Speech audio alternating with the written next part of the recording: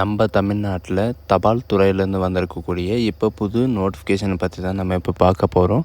இதுக்கு முன்னாடி பார்த்தீங்கன்னா ஜிடிஎஸ்க்கு அப்ளிகேஷன் முடிஞ்சிருச்சு. இப்போ வந்து பார்த்தீங்கன்னா உங்களுக்கு புதுசாக உங்களுக்கு நோட்டிஃபிகேஷன் வந்து வெளியிட்ருக்காங்க. இதுக்கான கல்வி தகுதியை பொறுத்த வரைக்கும் பார்த்தீங்கன்னா நீங்கள் 8th 10th பாஸ் பண்ணியிருந்தாலும் நீங்கள் இப்போ எலிஜிபிள் தான் இதுக்கு. இது வந்து பார்த்தீங்கன்னா உங்களுக்கு 5 விதமான பதவிகள் வந்து உங்களுக்கு வெளியிட்ருக்காங்க, சரிங்களா? அது மட்டும் இல்லாமல் உங்களுக்கு 28,500 வரைக்கும் உங்களுக்கு ஸ்டார்டிங் சேலரி இருக்கும் அப்படின்னு சொல்லியிருக்காங்க. இன்க்ரீஸ் ஆகிறதுக்கும் வாய்ப்பு இருக்குது.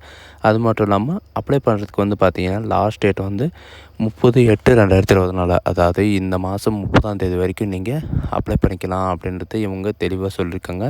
ஸோ இதுக்கு யாரெல்லாம் அப்ளை பண்ணலாம், யாரெல்லாம் எலிஜிபிள் அப்படின்றத உங்களுக்கு பிரீஃபாக எக்ஸ்பிளைன் பண்ண போகிறேன். வீடியோவை ஸ்கிப் பண்ணாமல் எண்டு வரைக்கும் பாருங்கள். அதோடு நம்ம சேனலுக்கு இப்போ தான் நீங்கள் ஃபஸ்ட் டைமாக உள்ளே வந்திருக்கீங்கன்னா நம்ம சேனலை வந்து சப்ஸ்கிரைப் பண்ணி வச்சுக்கோங்க. அப்போ தான் நாங்கள் போடக்கூடிய கவர்மெண்ட் ஜாபோட நோட்டிஃபிகேஷன் வந்து உங்களுக்கு உடனுக்குடனே வந்து சேரும். அதோடு இப்போது பார்த்துருக்கக்கூடிய ஜாபோட அஃபிஷியல் நோட்டிஃபிகேஷன் அண்ட் அப்ளை பண்ணுற லிங்க்கையும் நான் கீழே அந்த லிங்க்கை கிளிக் பண்ணிங்கன்னா டேரெக்டாக இந்த மாதிரி ஒரு பேஜ்க்கு வந்துருவீங்க. இதில் வந்து பார்த்தீங்கன்னா உங்களுக்கு வெரிஃபை எக்ஸ்பிளைன் பண்ணியிருப்பாங்க. அது மட்டும் இல்லாமல் அதோட நம்மளுடைய அப்ளை பண்ணுற லிங்க்கையும் நான் கீழே டிஸ்கிரிப்ஷனில் கொடுத்துருக்கேன், சரிங்களா?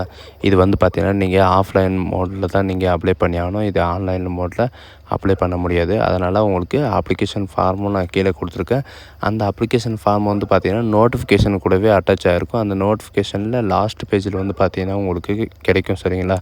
அந்த நோட்டிஃபிகேஷனில் லாஸ்ட் பேஜில் இருக்கும், சரிங்களா? மறுபடியும் சொல்கிறேன், அந்த நோட்டிஃபிகேஷன் வந்து பார்த்திங்கன்னா உங்களுக்கு லாஸ்ட் பேஜில் உங்களுக்கு அப்ளிகேஷன் ஃபார்ம் இருக்கும். அந்த அப்ளிகேஷன் ஃபார்மை தான் நீங்கள் ஃபில்லப் பண்ணி நான் உங்களுக்கு கொடுக்குற அட்ரஸ்க்கு நீங்கள் சென்ட் பண்ணுற மாதிரி இருக்கும். இதுதான் நமக்கான நோட்டிஃபிகேஷன். இது டேரெக்டாக எங்கேருந்து வந்திருக்குன்னு பார்த்தீங்கன்னா இந்தியன் போஸ்ட் ஆஃபீஸ் .gov.in இது தான் இதோட வெப்சைட்டு. இதில் நீங்கள் சர்ச் பண்ணிங்கனாவே இந்த மாதிரி தான் உங்களுக்கு டேஷ்போர்டு வந்து ஓப்பன் ஆகும். நோட்டிஃபிகேஷன் வந்து எங்கே டவுன்லோட் பண்ணலான்னு பார்த்தீங்கன்னா இங்கே ரெக்யூர்மெண்ட்டுன்னு இருக்குது இல்லைங்களா? அதில் வந்து பார்த்தீங்கன்னா 1 ஆகஸ்ட்டுக்கு வந்து பார்த்தீங்கன்னா ஒரு நோட்டிஃபிகேஷன் வந்து அப்லோட் பண்ணியிருப்பாங்க. அதுதான் நமக்கான நோட்டிஃபிகேஷன், சரிங்களா? இதுக்கு முன்னாடி பார்த்தது வந்து ஜிடிஎஸ், இது அதை முடிஞ்சிருச்சு. இப்போ வந்து புதுசாக வெளியிட்ருக்காங்க. Government of India department post ஆஃபீஸிலேருந்து தான் அவங்களுக்கு இந்த ரெக்யூர்மெண்ட்டை வந்து வெளியிட்ருக்காங்க. இது வந்து பார்த்திங்கன்னா இந்த ரெக்யூர்மெண்ட் வந்து எங்கே இருக்கும் அப்படின்னு பார்த்தீங்கன்னா உங்களுக்கு சென்னையில் தான் இருக்கும் அப்படின்றத இவங்க சொல்லியிருக்காங்க, சரிங்களா? உங்களுக்கு வந்து பார்த்திங்கன்னா உங்களுக்கு என்னென்ன உங்களுக்கு ஜாபை வந்து வெளியிட்ருக்காங்க அப்படின்னு பார்த்தீங்கன்னா உங்களுக்கு ஸ்கில் அனாலிசிஸில் வந்து பார்த்திங்கன்னா உங்களுக்கு வெளியிட்ருக்காங்க.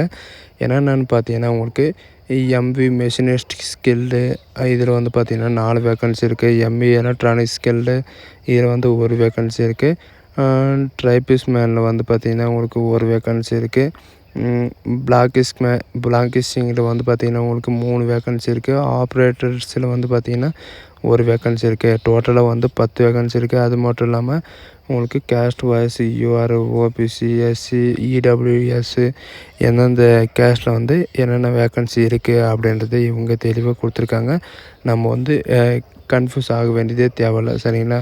உங்களுக்கு சேலரி, அதாவது சம்பளத்தை பொறுத்த வரைக்கும் பார்த்தீங்கன்னா உங்களுக்கு 19,900 63,200 வரைக்கும் உங்களுக்கு பே லெவல் 2 வரைக்கும் இருக்கும் அப்படின்றத சொல்லியிருக்காங்க. அது மட்டும் இல்லாமல் உங்களுக்கு மற்ற அலவன்ஸு உங்களுக்கு இன்க்ரீஸ் ஆகும் அப்படின்றதையும் இவங்க சொல்லியிருக்காங்க, சரிங்களா? லாஸ்ட் டேட்டு ரிசிப்ட் வந்து பார்த்திங்கன்னா 30/8/2024 17 ஹவர் வரைக்கும் நீங்கள் அப்ளை பண்ணிக்கலாம் அப்படின்னு சொல்லியிருக்காங்க. அது மட்டும் இல்லாமல் எலிஜிபிலிட்டி கேட்டகிரி வந்து ஏஜ் லிமிட்டு கொடுத்துருக்காங்க. 18 வயசுலேருந்து 30 வயசு வரைக்கும் நீங்கள் அப்ளை பண்ணிக்கலாம். அது மட்டும் இல்லாமல் 1/7/2024 அன்றைக்கி வரைக்கும் பார்த்திங்கன்னா உங்களுக்கு 30 வயசு கிராஸாக இருக்கக்கூடாது. அது மட்டும் இல்லாமல் ரிலாக்ஸேஷன் கொடுத்துருக்காங்க. எஸ்சி எஸ்டி 5 இயர் ரிலாக்ஸேஷனும், ஓபிசிக்கு 3 இயர் ரிலாக்ஸேஷனும், சர்வீஸ் இவங்களுக்கெல்லாம் இருக்காங்க இல்லைங்களா? இவங்க வந்து டிஸ்சார்ஜ் ஆனதுக்கப்புறம் உங்களுக்கு பார்த்திங்கன்னா உங்களுக்கு எவ்வளோ வயசு இருக்கோ அதில் வயசுலேருந்து 3 வயசு வரைக்கும் நீங்கள் அப்ளை பண்ணிக்கலாம், சரிங்களா? அது மட்டும் இல்லாமல் எஜுகேஷன் அண்ட் குவாலிஃபிகேஷனை பொறுத்த வரைக்கும் நீங்கள் 8th படிச்சிருந்தாலே நீங்கள் இதுக்கு எலிஜிபிள் தான். அதுக்கு மேலே நீங்கள் 12th டிப்ளமோ, டிகிரி எது படிச்சிருந்தாலும் ஓகே. அப்படின்றத விட செலெக்ஷன் ப்ராசஸ் வந்து உங்களுக்கு எப்படி இருக்குன்னு பார்த்தீங்கன்னா உங்களுக்கு முழுக்க ஸ்கில் டெஸ்ட்டில் தான் இருக்கும். உங்கள்கிட்ட வந்து டிரைவிங் லைசன்ஸ் இருந்தாலே நீங்கள் இதுக்கு எலிஜிபிளாக நீங்கள் பாஸ் பண்ணிடலாம், சரிங்களா? உங்களுக்கு ஸ்கில் டெஸ்ட் மட்டும்தான் இருக்கும். ஒரு இன்டர்வியூவும் இருக்காது, எக்ஸாமும் இருக்காது அப்படின்றத இவங்க சொல்லியிருக்காங்க. மற்ற இன்ஸ்ட்ரக்ஷன் எல்லாம் இதில் கொடுத்துருக்காங்க பாருங்கள். உங்களுக்கு இங்கிலீஷு, ஹிந்தி, தமிழ் இந்த 3 லாங்குவேஜில் வந்து ஏதாவது ஒன்று பார்த்தீங்கன்னா உங்களுக்கு கம்ப்ளீட்லி தெரிஞ்சிருக்கணும் அப்படின்றத இவங்க சொல்லியிருக்காங்க, சரிங்களா? உங்களுக்கு அப்ளிகேஷன் ஃபீஸை பொறுத்த வரைக்கும் பார்த்தீங்கன்னா உங்களுக்கு போர்ட்டல் ஆர்டரில் வந்து ₹100 இருக்கும்.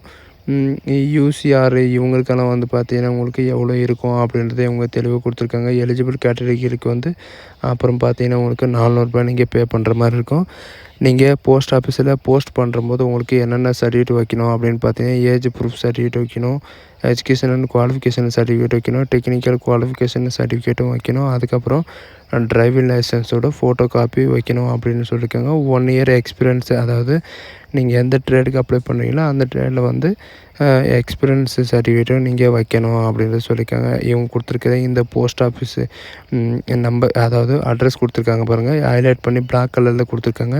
இந்த அட்ரஸில் தான் நீங்கள் போஸ்ட் பண்ணுற மாதிரி இருக்கும். ஸ்பீடு போஸ்ட்டாகவோ அல்லது ரிஜிஸ்டர் போஸ்ட் மூலியமாக தான் நீங்கள் சென்ட் பண்ணணும். அப்படி இல்லைன்னா உங்களுக்கு ரிஜெக்ட் பண்ணப்படும் அப்படின்னு சொல்லியிருக்காங்க.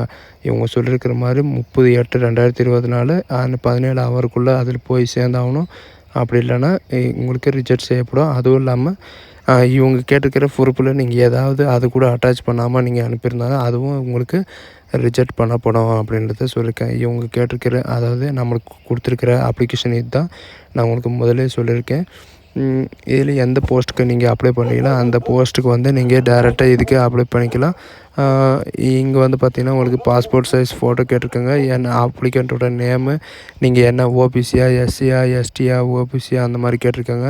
அது இருந்தால் உங்கள்கிட்ட அந்த சர்டிஃபிகேட் இருக்கணும். ஃபாதர் நேம் கேட்டிருக்காங்க, அட்ரஸ் கேட்டிருக்காங்க, ரிலீஜன் கேட்டிருக்காங்க, டேட் ஆஃப் பர்த்து, ஏஜ் லிமிட்டும் கேட்டிருக்காங்க. அது மட்டும் இல்லாமல் டெக்னிக்கல், அதாவது டெக்னிக்கல் குவாலிஃபிகேஷன் நீங்கள் ஐடிஐ படிச்சிருந்தாலும் சரி, உங்களுக்கு வந்து பார்த்திங்கன்னா பீரியட் ஆஃப் எக்ஸ்பீரியன்ஸ், உங்களுக்கு எத்தனை வருஷம் எக்ஸ்பீரியன்ஸ் இருக்கோ அதுவும் நீங்கள் போடுற மாதிரி இருக்கும்.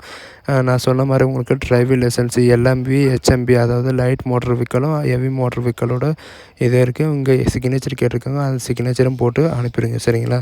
சிக்னேச்சர் போடாமல் அனுப்புனீங்கன்னா உங்களுக்கு ரிஜெக்ட் ஆகிரும் அப்படின்னு சொல்லியிருக்காங்க. So guys, thank you.